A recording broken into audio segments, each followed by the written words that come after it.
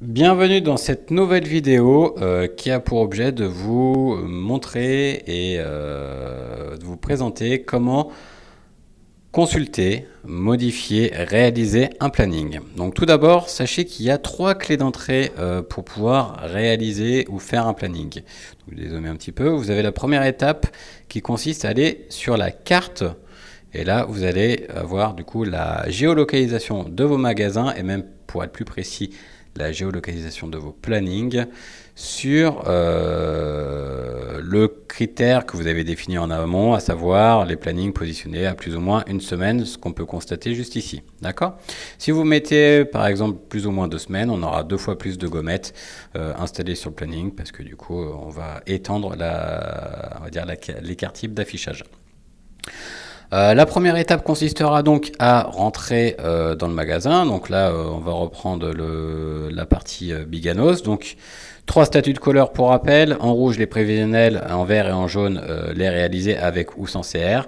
Donc là, nous avons notre Auchan Biganos que nous avons planifié tout à l'heure sur un créneau de 9h à 13h. En cliquant sur détail, je vais pouvoir faire ma photo géolocalisée. Hop, on peut même réduire la carte pour optimiser l'affichage. Je vais pouvoir faire ma photo géolocalisée et accéder à mon compte rendu. Donc ça, c'est la première clé d'entrée.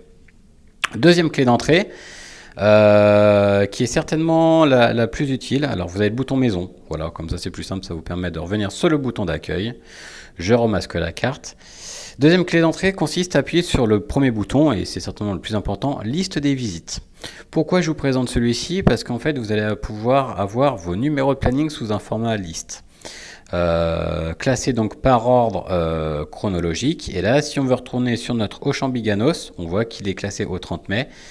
Et je peux cliquer sur mon numéro de planning, qui est bien entendu en prévisionnel, et je retrouve exactement le même pop-up avec les informations et les opérations à traiter au sein de ce magasin.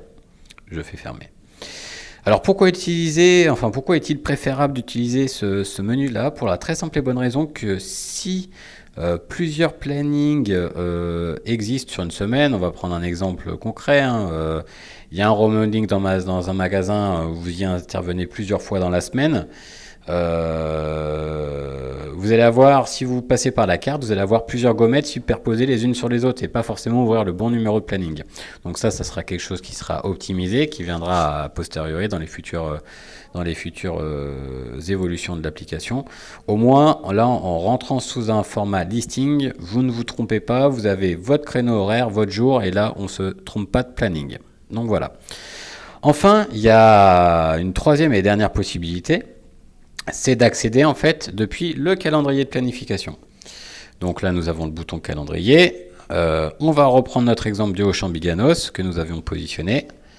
On le retrouve le vendredi 31 mai. Et là, je peux cliquer sur le planning. Et vous avez un bouton qui s'appelle Commencer visite. Donc rien de plus simple, le fait de pouvoir commencer la visite fait que vous allez pouvoir renseigner une fois de plus votre photo géolocalisée et bien sûr, comme d'habitude, consulter la préparation de visite du magasin.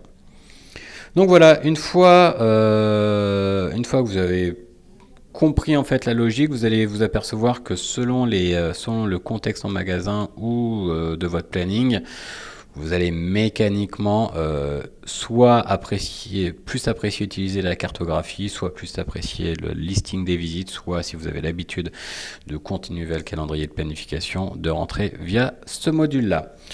Donc voilà, je souhaite une belle utilisation et puis je vous retrouve dans d'autres vidéos pour compléter les menus.